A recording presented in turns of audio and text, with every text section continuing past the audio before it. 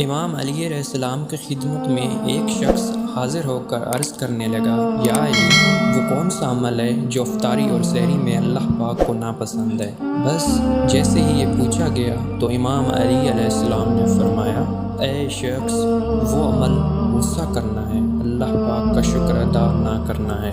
یاد رکھنا، میں نے اللہ کے رسول سے سنا ہے کہ روزہ رکھتے وقت یا روزہ کھولتے وقت جو انسان غصے میں رہتا ہے، اس وقت جو لوگ اس سے جڑے ہوتے ہیں ان سے تلخ بات کرتا ہے تو اللہ اس انسان کے روزے کا ثواب کم کر دیتا ہے، یا جو شخص روزہ کھولتے وقت اللہ کا شکر ادا نہیں کرتے تو اللہ ایسے شخص کو ناپسند کرتا ہے۔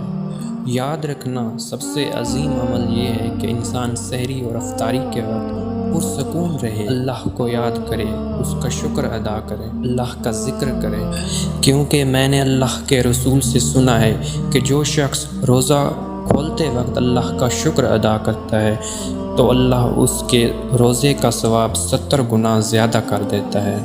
اگر آپ کو ویڈیو اچھی لگی ہو تو please like, share and comment. Channel per first time ہے تو چینل کو سبسکرائب کر دیں۔ شکریہ، اللہ حافظ۔